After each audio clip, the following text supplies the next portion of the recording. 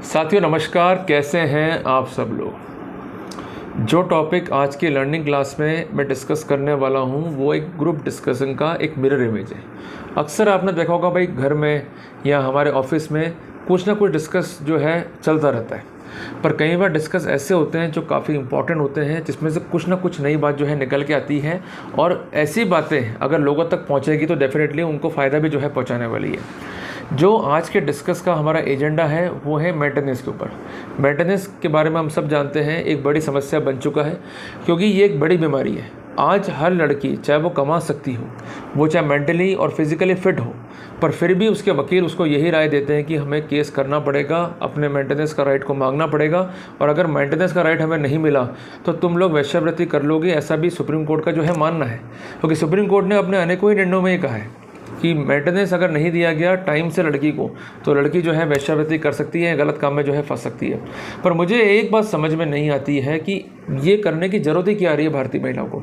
आज हमारे पास कई स्थितियां हैं जहां भारतीय महिलाएं अपने आप को बेस्ट प्रूव कर सकती हैं, चाहे वो एजुकेशन हो, चाहे मेडिकल हो, चाहे वो लीगल सर्विसेज हो, या अपने धर्म ग्रंथ का वाचन करना हो या उसका प्रवचन करना हो। कई जगह हैं जहां वो अपने आप को बेटर प्रूव कर सकती हैं, बट इन सब से हम हट के एक ही चीज़ पर फोकस कर रहे हैं। नहीं साहब, तुमको मेंटेनेंस लेना होगा, तुम्हारे पति ने जो है तुम्हारा शोषण किया है, तुम्हारे पति ने तुमको तंग किया है, अगर मेंटेनेंस नहीं लिया तो अल्टीमेटली जो राइट्स कानून में हैं वो विफल हो जाएंगे। साथियों, उसका परिणाम क्या होता है कि जो लड़कियां वास्तव में डिज़र्व करती हैं मेंटेनेंस, जिनको वास्तव में जो है समस्या है, वो तो कोर्ट तक पहुंचती नहीं है, पर दुष्ट, अधर्मी या कई ऐसी महिलाएं जो इन्वॉल्व है एडल्ट्री के अंदर, वो कोर्ट आकर खुलेआम इस खेल को खेलती हैं और लड़कों को परेशान करने में कोई कसर जो है वो नहीं छोड़ती है। साथियों, कल हम लोग बैठे थे, ग्रुप डिस्कस जो है चल रहा था, तो एक बात जो है निकल के आई ग्रुप डिस्कस में। मेरे जूनियर ने मुझे एक बात कही कि अक्सर ये देखा गया है मेंटेनेंस पिटिशंस के अंदर कि जब भी लड़की मेंटेनेंस क्लेम जो है दाखिल करती है तो वो 3 हिस्सों में अपने क्लेम को जो है बांटती है। तो मैंने कहा भाई वो पार्ट कौन कौन से हैं? तो मेरे जो जूनियर हैं उनका नाम है वैभव माथुर, और वो खुद भी इस समस्या को जो है फेस कर चुके हैं। तो उनका कहना ये था कि भाई 3 पार्ट्स में केस देखने को मिलेगा। सबसे पहला पार्ट क्या है कि मेरी शादी फला फला से हुई, इस तारीख को हुई, इस रीति से हुई, और शादी में हमने ये सामान दिया, पार्ट नंबर 1। और ये पार्ट नंबर 1 जो है ये ईजी टू प्रूव होता है, ये पार्ट होता है अनकॉन्ट्रोवर्टेड। सेकंड पार्ट में वो लिखती है कि साहब शादी के बाद सामान जो दिया उसको मेरे सास, ससुर और पति ने हड़प कर लिया, मुझे लगातार दहेज के लिए हैरान परेशान किया, मुझे प्रताड़ित करते रहे, मेरे बात अपने पेरेंट्स से गई, उन्होंने समझाया, वो नहीं समझे, हमारे रिश्तेदार आ गए, उन्होंने समझाया, नहीं समझे, और अल्टीमेटली दहेज की मांग को लेकर मुझे घर से बाहर निकाल दिया। और कुछ महिलाएं ऐसी हैं दिल्ली के अंदर या डिफरेंट एरियाज़ के अंदर, मैं बता रहा हूँ स्पेसिफिकली, कि वो ये तक आरोप लगा डालती हैं कि मेरे पति के द्वारा हमारा यौन शोषण भी किया जा रहा है। कई बार आरोप ऐसे भी होते हैं कि हमारे साथ जो है गुदा मैथुन किया गया। कई बार आरोप ऐसे भी होते हैं कि हमारे देवर ने जो है हमको मॉडेस्ट किया। कई बार आरोप ऐसे भी होते हैं कि ससुर ने मॉडेस्ट किया। तो जो मर्जी आया अनाप शनाप लिख दिया, और ये लड़के पक्ष वाले जो है कार्रवाई को फेस कर रहे हैं।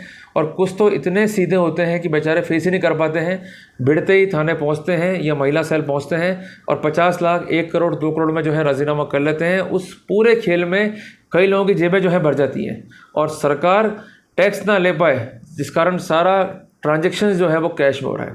तो एक और सरकार जहां कह रही है कि ब्लैकमेलिंग नहीं होना चाहिए, इनलीगल एक्ट नहीं होना चाहिए, और वहीं मजे हो रहे हैं, आराम से जो है कारोबार फल फूल रहा है, और हम लोग जो है देखे जा रहे हैं। और तीसरे पार्ट में सबसे इम्पोर्टेंट बात यहाँ लिखती है महिलाएं कि मेरा पति जो है बड़ा व्यवसायी है, या उसका बहुत बड़ा बिजनेस है, या उसकी बहुत बड़ी इंस्टीट्यूशन में नौकरी है, तो लाखों रुपए जो है वो सेवन कर रहा है। इसके अलावा बैंक की एफडीआर भी है, पोस्ट ऑफिस की टीडी भी है, और इसके अलावा उसके पास रिसोर्सफुल जो है मीन्स हैं टू अर्न। और कई बार ऐसा भी होता है कि वो जो है किराए से इनकम कमा रहा है। तो कुल मिला के बड़ी से बड़ी इमेज को जो है पोर्ट्रे करते हैं as far as the money of earning is concern, और बड़ी से बड़ी इमेज को पोर्ट्रे करते हैं ये दिखाने के लिए कि मैं तो बहुत सीधी हूँ, सती सावित्री हूँ, और मेरा पति जो है दुष्ट है, उसका परिवार दुष्ट है, और पूरे विश्व में ये प्रताड़ित करने वाली कम्युनिटी जो है इसके मैं जो है झांसे में फंस गई, और अल्टीमेटली मेरे को जो है ये परेशान करने पर तुले हुए हैं। इनका एक ही मकसद है कि लड़की का शोषण करो, उसको यौन शोषण करते हुए प्रताड़ित करो, और अल्टीमेटली दहेज की मांग करो और अपनी जेबें भरो। क्लियर है? एक हंसी की बात यहाँ पर ये देखिए हमारे को कि लड़की का आरोप ये है कि मेरा पति मारपीट रहा है, और ऑन द कॉन्ट्री कह रहे कि बहुत कमा रहा है। तो ये प्ली कॉन्ट्राडिक्टरी जो है दिखता है, क्योंकि ज़रा सोचो कि हिंदुस्तान ऐसी कंट्री में जहाँ 10,000, 15,000, 20,000 कमाने वाले लोग कितने हैं, और इतना रुपया कमा पाना क्या इतना आसान है? ज़रा सोचो, बिल्कुल भी नहीं है। तो जहाँ वो ये कहते कि मेरा पति लाखों रुपए कमा रहा है, तो ज़रा सोचो कि दिन भर की मेहनत है, दिन भर पति जो है जूझता होगा, इवन संडे भी जो है कंज्यूम करता होगा, तो घर पर जो है थकार के आता होगा। जो बंदा थकार के आ रहा है तो वो झगड़ा कैसे करेगा? तो ये जो सेल्फ कॉन्ट्रडिक्टरी प्लीडिंग है, इसको हम पकड़ नहीं पाते हैं, अल्टीमेटली जो है नुकसान खा लेते हैं। और मुझे वैभव जी ने खुद ये चीज़ दिखाई कि कई केसेस जो सामने रखे उन्होंने मेरे, इवन खुद का भी केस जो है सामने रखा उन्होंने मेरे, कि जहाँ पर उनकी पत्नी के आरोप ये थे कि भाई ये आदमी बिजनेसमैन है, बॉम्बे में जो है अर्न करता है, लाखों रुपए जो है वो कमाता है, और ऑन द काउंटर कह रही मुझे मार पीट रहा है। तो ये कहते हैं मंदबुद्धि ज्ञान, क्योंकि जो आदमी बॉम्बे में है, लाखों रुपए जो है कमा रहा है, तो वो अजमेर में आके मारपीट कैसे करेगा, प्रताड़ना कैसे देगा? तो ये प्लीडिंग्स जो है उस पर हम ध्यान दे नहीं पाते हैं, और हम जो है लड़ने पहुंच जाते हैं, और अल्टीमेटली ये शो करने की कोशिश करते हैं कि हम तो सही हैं और लड़की जो है गलत है। एक बात दिमाग में सेट कर लो भाइयों, कि तुम कितना भी रोते रहो, कितना भी परेशान रहो, कोर्ट का जज सिर्फ एक ही चीज़ पर अड़ा हुआ है कि उसको खर्चा बांधना है। ऐसे कई जजमेंट है जिस पर अड़ा हुआ है कि कोर्ट ने कहा है कि अगर महिला घर बैठी हुई भी है तब भी मेंटेनेंस जो है देना पड़ेगा, सेक्शन 9 डिक्री भी हो गया है तो मेंटेनेंस देना होगा। अगर उसने केस कर दिया है, वो अलग रह रही है और साथ आने की संभावना नहीं है, तब भी मेंटेनेंस देना होगा। कुल मिला के देना ही देना होगा, और मेंटेनेंस तुमको देना ही होगा, कोई विकल्प नहीं है। कितनी लड़ाइयाँ लड़ लो, कुछ नहीं होगा। पर बचना कैसे हमको? आप जब भी मेंटेनेंस केस लड़ रहे हो, तो मैंने ऐसी कई वीडियोस बनाई हैं जिसमें हम इनकम टैक्स के एंगल से अटैक कर सकते हैं, महिला अर्न कर रही है इस चीज़ को एक्सपोज कर सकते हैं। और से डिसीजन समाज में है भी कि जहाँ पर उन एंगल से केसेस को देखा गया और रिजॉल्व भी किया गया। और कई केस ऐसे भी हैं कि जहाँ हस्बैंड ने कहा कि मैं कैश में नहीं दूंगा, मैं जो है काइंड्स में दूंगा, तो वहाँ भी थ्योरी को जो है एक्सेप्ट किया Punjab and Haryana high court ने। पर यहाँ कुछ अलग कर रहे हैं हम। देखो, छोटी सी बात ये होती है कि लड़की का केस अगर कोर्ट में है तभी उसको कोर्ट जो है एडजुडिकेट कर रहा है, पर लड़की कभी भी कोर्ट में जो है अकेली नहीं आती है। उस झूठे केस को करने में उसके माता पिता, भाई बहन, रिश्तेदारों का पूर्ण सहयोग होता है। और ऐसे कई केसेस में देखा है मैंने कि लड़कों ने उन रिश्तेदारों को जो है शॉर्टलिस्ट करा कि कोई ना कोई काम कोई ना कोई व्यक्ति कर रहा है, और किसी न किसी नियम कायदे कानून से, किसी न किसी लाइसेंस से जो है वो बना हुआ है। और सबसे बड़ी समस्या इस देश के लोगों के साथ में ये है कि हम लोग चोरी की आड़ में बहुत कुछ कमाना चाहते हैं। तो यहाँ मैं कुछ ऐसे एग्जांपल्स शेयर करूँगा ताकि आपको चीज़ समझने में जो है काफ़ी इजी रहेगा। एक लड़का था अजमेर का, उसकी शादी हुई थी कोटा के अंदर। अब प्रॉब्लम ये थी कि उसकी जो वाइफ थी बहुत सीधी थी, पर कुछ रिश्तेदार जो है वो चंड चलाक थे। आए दिन जो है उसको भड़का देवे और आए दिन जो है उसको परेशान कर देवे कि भाई इस लड़के का जीवन जो है नरक में कर दो। हस्बैंड वाइफ में जो है डिस्प्यूट होता, अल्टीमेटली लोग जो है तमाशा बनाते और उनका जो है तमाशा बनता। तो कहने की बात यह कि एक हंसते खेलते परिवार को लड़की के घर वाले, लड़की का सगा भाई, लड़की की भाभी, लड़की का जीजा और लड़की की छोटी बहन जो है उसको मजाक बनाने में जो है लगे हुए थे। अब प्रॉब्लम ये थी उस लड़के के साथ में कि कैसे चीज़ों को फेस करे, और उससे बदला लेने की नीयत से उसके खिलाफ झूठे मेंटेनेंस केस भी जो है दाखिल करवा दिए। अब यहाँ पर लड़के ने क्या किया कि जो रिलेटिव थे, जो उनके पावर हाउस थे, उनको शॉर्ट लिस्ट कर लिया। अब उसमें से एक तो काम कर रहा है मेडिकल का, क्लियर है, एक काम कर रहा है बिजनेस का, एक काम कर रहा है बैंक के अंदर। तो जो व्यक्ति जो काम कर रहा है वो कहीं ना कहीं डिपार्टमेंट से जो है वो जुड़ा हुआ था। उदाहरण के लिए जो काम कर रहा है मेडिकल से, ये जुड़ा हुआ है ड्रग्स एंड कॉस्मेटिक एक्ट के तहत, जो ड्रग कंट्रोलिंग अथॉरिटी उनसे। जो काम कर रहा है बैंक के अंदर, वो गवर्न हो रहा है आरबीआई गाइडलाइन से, उस बैंक की इंटरनल पॉलिसी से और उस बैंक के इंटरनल नियमों से, क्लियर है। तीसरी बात, जो बिजनेस कर रहा है वो गवर्न हो रहा है इनकम टैक्स से, जीएसटी से, और जो अदर प्रोटोकॉल हैं जो उस बिजनेस को गवर्न करते हैं उससे। तो उसने क्या किया कि शॉर्टलिस्ट करने के साथ साथ जो खामियां थी वो ढूंढी, और अल्टीमेटली डिपार्टमेंट जो है उसको लगातार जो है कॉरेस्पॉन्डेंस किया, लिखता रहा। कुछ टाइम तक उसको रिलीफ नहीं मिला, उसको लगा भाई कुछ होता है नहीं, फालतू पर लिख रहे हैं। पर जब इसका रिवर्ट आया, इंक्वायरीज होल्ड हुई, वो लोग जो है सख्ते में आए और अल्टीमेटली ये गेम जो है वो टर्न हो गया। और जो केस दाखिल लड़की ने करा था उसको अल्टीमेटली वो केस जो है विड्रॉ करना पड़ा। तो कहने की बात ये थी कि उसके जो पावर हाउस थे जिससे उसको पावर मिल रही थी, लड़के ने सबसे पहले उसको ब्रेक कर दिया। जैसे वो ब्रेक हुए तो लड़की के पास अब कुछ नहीं था पीछे हटने के अलावा। तो कहने की बात ये है कि आज हमें कोई परेशान कर रहे हैं और हम चुपचाप बैठ जाएं तो मतलब नहीं है। आज वो लोग जो है इनकम टैक्स चोरी कर रहे हैं, जीएसटी चोरी कर रहे हैं, drugs and cosmetic act, NDPS act या कोई विशेष एक्ट बना हुआ है उसका उल्लंघन कर रहे हैं, और उसके बाद आराम से जो है चौड़े में व्यवहार कर रहे हैं और लड़के को मार रहे हैं। तो लड़के ने कहा वो मैं होने दूंगा नहीं। आज कोर्ट लड़की की पिटीशन पर टिका हुआ है, लड़की की पिटीशन चलेगी तो कोर्ट तय करेगा, पिटीशन विड्रॉ कर लेगी तो कोर्ट को भी आपत्ति नहीं है। कोर्ट क्या बोलेगा, भाई ठीक है विड्रॉ करो, जान छुड़े। तो मोटी मोटी बात ये थी कि उसे पावर हाउस को जो है तबाह कर दिया। और अल्टीमेटली जब वो सब घर बैठ गए, उनकी दुकानें बंद हो गई, तो लड़की को भी जो है उन्होंने सपोर्ट करना बंद कर दिया कि भाई तेरे चक्कर में साले हम मर गए। तो लड़की ने भी फिर सोचा कि भाई क्या लड़ना इस केस को, तो विड्रॉ कर लो। तो उनका फिर म्यूचुअल डिवोर्स हुआ, अल्टीमेटली ये मामला जो है वो ख़त्म हो गया।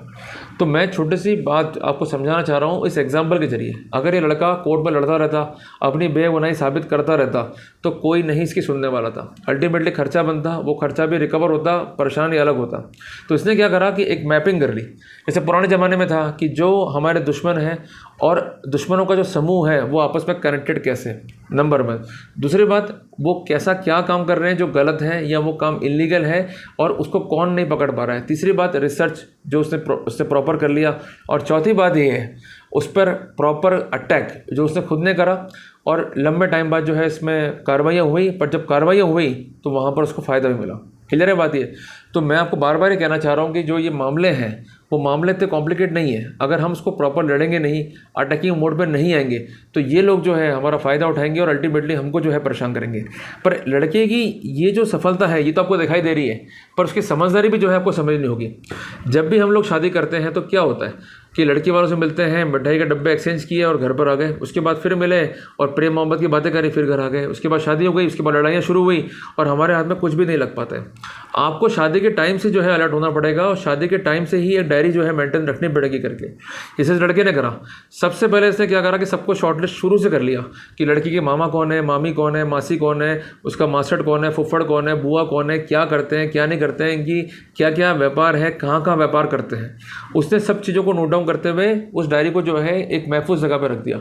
अब संकट नहीं आता तो वो डायरी जो है नहीं खोलनी पड़ती, पर जब संकट आया तो वो जो क्रेडेंशियल्स इकट्ठे करे हुए थे वो बहुत कम आ गए। अगर वो ये चीज़ें उस समय नहीं करता तो बाद में डाटा मिल ही नहीं पाता। ओके, देखो शुरू में संबंध ठीक रहते हैं, आप लोग प्रेम मोहब्बत से बातें भी कर रहे होते हो, हंसी मजाक भी कर रहे होते हो, उस समय आदमी फेकम मजे में रहता है। वो अपने गुणगान करेंगे, अपने गुणगान करोगे। तो वो जो गुणगान थे जब उन्होंने करे तो लड़के ने सारे पॉइंट्स को पकड़ लिया, एक एक पॉइंट को नोट डाउन करता गया और उसके पास रिकॉर्डर्स होते हैं। तो उसने एक एक चीज़ को जो है स्क्रूटनाइज करते हुए जब बाद में हमला करा तो ये लोग बिखर गए। अगर वो हमला नहीं होता तो ये केस लड़ता रहता और लंबे टाइम बाद केस के लड़ने के बाद क्या होता किसी को क्या पता। और अमूमन यही होता है जो इस लड़के के साथ में हुआ कि भाई लड़की ने केस कर दिया, फिर वो फेस कर रहा है, फिर वो जाते हैं वकीलों के पास में, फिर वो वकील अपने स्ट्रेटेजी बताएंगे, लड़ते रहेंगे, तो उसमें बहुत टाइम खराब होता है मेरे भाई। और किसी को आपसे कोई लगाव नहीं है। आपकी लाइफ आपकी अपनी लाइफ है। आज चाहे वो सेक्सुअल लाइफ हो, चाहे वो पर्सनल लाइफ हो, चाहे वो मेंटल लाइफ हो, चाहे वो आपका बिजनेस लाइफ हो, चाहे वो आपका प्रोफेशनल लाइफ हो। मेन बात क्या है कि अलर्ट रहोगे तो बचे रह जाओगे, अलर्ट नहीं रहोगे तो मारे जाओगे। शादी में खर्चे कम से कम करो। शादी से पहले जिन जिन लोगों से मिल रहे हो तो स्पीड से मिलो। कारण क्या है कि आज लड़की पक्ष के बारे में हमें जानकारी प्रॉपर नहीं है, हमारे पास कनेक्टिंग एविडेंस ही नहीं है। तो अगर हिट करना हुआ तो कैसे हिट करोगे, उनके बारे में जानकारी आपको जुटानी पड़ेगी। और कोशिश ये करोगे 2-3 दिन वहाँ रुक जाओ, किसी होटल में रुक जाओ, पर जानकारी पूरी जुटा लो। और ये वीडियो खासकर उन लोगों के लिए काफ़ी महत्वपूर्ण है who are about to marry. कम से कम आपके आज भाई हैं, बहन है, जो भी है, उनको अलर्ट कर दो भाई। कम से कम ये कि भविष्य में संकट ऐसे पैदा नहीं हो, तो जानकारी जो है वो प्रॉपर रख के चलो। क्योंकि लड़की ने अगर भविष्य में झूठा केस कर दिया तो कम से कम आज एक बहन देख रही है कि मेरा भाई संकट में, तो वो कैसे लड़ेगी, उसका डाटा ही नहीं है। वो जाएगी वकील के पास में, वकील भी भाड़ी बना देगा, जवाब फाइल कर देगा और फिर लड़ते रहेंगे। और कोर्ट जो है खर्चा बांध देगी, फिर रिकवरी जग जाएंगी और अल्टीमेटली हम लोग सिर्फ लड़ते रह जाएंगे। तो हमको लड़ना तो है, वो तो एक सेकेंडरी पार्ट है, पर लड़ने के अलावा कोर्ट के बाहर भी बहुत चीज़ें हो सकती है जो हमारे लिए हेल्पफुल है। तो अगर आप डाटा को प्रॉपर स्क्रूटनाइज कर लोगे, उसको प्रॉपर जो है वर्कआउट करके रखोगे, तो आपको वहाँ पर जो है काफ़ी ईजी रहेगा। तो जैसा आज जो हमने ग्रुप डिस्कस किया उसमें मालूम पड़ा कि ये प्रैक्टिकल स्थितियाँ हैं जिसमें हम प्रैक्टिकली वर्कआउट कर सकते हैं और लोगों ने करके देखा भी इस चीज़ को। तो मेरा कहना है कि जब लोग कर रहे हैं तो वो भी तो आप जैसे लोग हैं, सामान्य लोग हैं, तो आप क्यों नहीं कर सकते हो। तो कुल मिला के आज रिवेंज थ्योरी हमारे दिल में नहीं है, आज हमारे दिल में कुछ करने की कोई जज्बा नहीं है, तो कोई मतलब ही नहीं है। मैं ये नहीं कहता किसी का बुरा करूं, बट अगला बुरा कर रहा है तो हमें असर तो उठाने पड़ेंगे ना। आज जैसे मान लो प्रभु राम थे, हनुमान जी थे और रावण हमले कर रहा है, वो भी कहते नहीं भैया हमारे तो धर्मों में लिखा हुआ है हम तो किसी की जीव हत्या नहीं कर सकते। जीव हत्या करना पाप है, पर अगर दुष्ट है उसको लीगल मार रहे हैं, लीगल ठोक रहे हैं, तो इसमें कोई अपराध नहीं है। तो कहने की बात है कि अगर सब कुछ ठीक चल रहा है, वो आपको अपना जवाई मानते हैं, घर का बेटा मांग के चलते हैं, सब कुछ ठीक है, पर अगर वो अपने औकात पे आ रहे हैं, आपको लूटने की नीयत से काम कर रहे हैं, तो आपको वहाँ पर वर्कआउट करना पड़ेगा। और ये ऐसा प्रैक्टिकल सॉल्यूशन है जो हमें काफ़ी हद तक जो है हेल्प कर सकता है। पर एक बात ध्यान रखिएगा कि जब भी शादी करें तो लड़की के आगे पीछे कुछ ना कुछ परिवार होना चाहिए। कहीं ऐसा ना हो कि लड़की ऐसी हो कि आगे पीछे कुछ भी नहीं है, कोई परिवार ही नहीं है। कई बार ऐसा देखा है मैंने कि लड़की जो का आता पता ही नहीं है, परिवार का आता पता नहीं, शादी करके लिया है, फिर वहाँ कुछ नहीं कर सकते हो। तो कुल मिला के सारी चीज़ देखकर तोल मोल के जो है डिसीजन लो और आगे बढ़ो। जल्दबाजी में काम करोगे तो वहाँ पर मारे जाओगे, अल्टीमेटली आपको जो है परिणाम फेस करना पड़ेगा। तो बात छोटी सी है, पर अमल कर ली तो फ़ायदा हो जाएगा, अमल नहीं करी तो वहाँ पर आप ही मारे जाओगे। क्लियर है? तो जल्दी मिलते हैं अपन एक नए टॉपिक के साथ पे। वर्कआउट करना और जो लोग गलत कर रहे हैं उनको बिल्कुल नहीं छोड़ना है। और अगर डाटा अवेलेबल है तो तैयारी शुरू कर दो हमले की। हमें लीगल हमला करना है और हमें लीगल तरीके से हमको निपटाना पड़ेगा। अगर नहीं निपटाया तो ये हमारी जान खा जाएंगे और आज हमारी रिकवरी आएगी, हमारा बुरा होगा तो कोई बोलने वाला कुछ नहीं है। सबको अपनी अपनी दुकानें चलानी है, मरण और जो पैसाई है वो हमारी हो रही है, वो नहीं होना चाहिए, इसलिए वर्कआउट करना पड़ेगा आपको। क्लियर है? तो साथियों जल्दी मिलते हैं एक नए टॉपिक के साथ में। टिल देन जय हिंद, जय भारत।